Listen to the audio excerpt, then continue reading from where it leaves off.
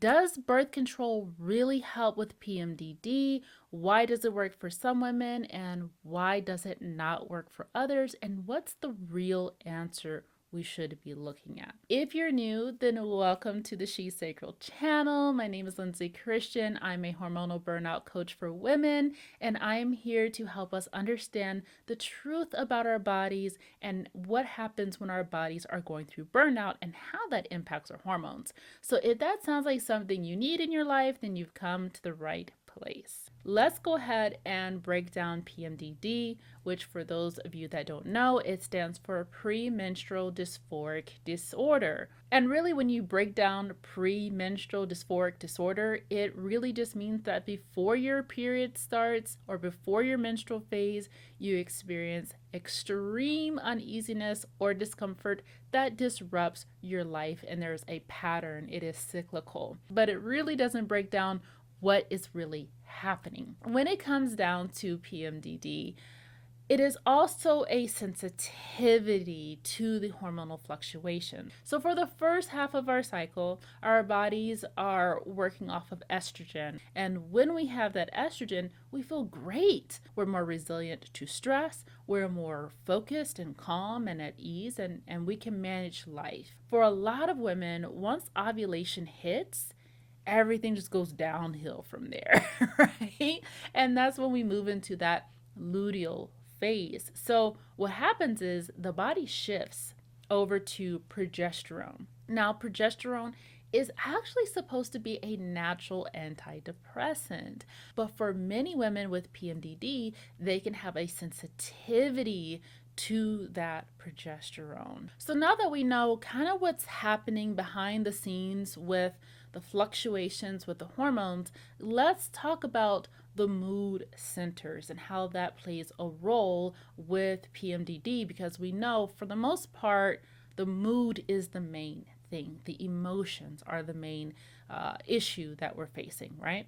When it comes to our mood, it's not just in our heads, it's throughout our entire bodies. Our blood sugar impacts our mood. Serotonin, which is primarily made in our gut, impacts our mood. Having the dopamine impacts our mood. And a lot of times we don't realize this, but when our bodies do shift over to progesterone, there's a lot that the body needs during that time, which can create a little bit more of that unstable blood sugar. You know how we get hangry? That's going to be more common during our luteal phase, and I will talk way deeper into why that's actually happening in another video, so be sure to stay tuned for that. A lot of times we're dealing with IBS, we're dealing with constipation, we're dealing with a lot going on in the gut. For a lot of women, they may have gone through some eating disorders, just not getting enough nutrients in their bodies. So that is also a factor that plays a role. And all of that can just show up a lot more during that phase. The other piece is that during the second half of our cycle, we are just way more sensitive to stress. The body is in a very vulnerable time because it is preparing for potential pregnancy. The next part is going to be our nervous system. When we're burned out, our nervous system is on high alert. We can't feel at ease, we can't calm down. Everything feels very sensitive by itself. So once we get to this time that's super vulnerable and already naturally sensitive, for some women, it can become life-threatening. It can really cause a lot of traumatic experiences. So on paper, once we look at the fluctuations and we see that in the midpoint, ovulation is kind of that trigger for all of the, hey, everything's falling apart mode. The doctors are going to say, hey, let's do birth control because that's going to remove ovulation. That's going to flatten everything for you so you don't have the fluctuations. And therefore, the brain does not have to shift and adapt with the fluctuations of the hormones. So it can feel very stabilizing for a lot of women because they have that predictability. But let's talk about why birth control does not help everyone. As I spoke about those mood centers, birth control doesn't do anything for that. Birth control is not going to make your blood sugar stable. Birth control is not going to remove the stress that you're experiencing in your life. Birth control is not going to regulate your nervous system.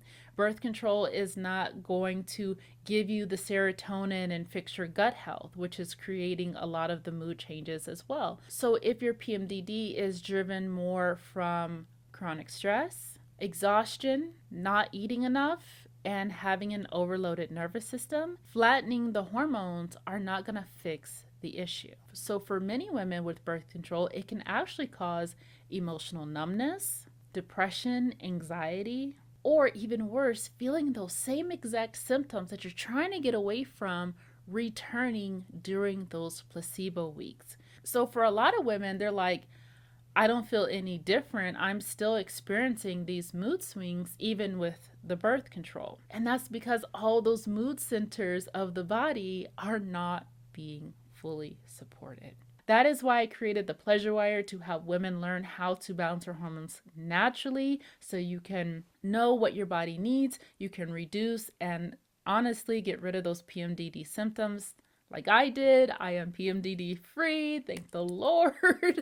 it is so much freedom in my body to not have to rely on anything to get me through and to just feel normal. Quite honestly, I don't have to feel afraid. I don't have to feel like, oh, I can't go on vacation this week because I'm going to be a moody mess that whole time. So click the link down below if you're ready to take control back over your body and drastically reduce those PMDD symptoms. So the answer is, does birth control fix PMDD? Birth control does not fix or fail PMDD. For some nervous systems, it works for a moment in time, temporarily, and for some, it completely doesn't. Now, one of my biggest questions I get in my community is, why are my cravings so intense? Why am I hangry all the time?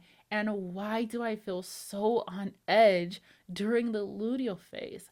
And that has everything to do with blood sugar, but why? If you want to know why, then definitely be sure to like, comment, and subscribe, because that video is coming up next.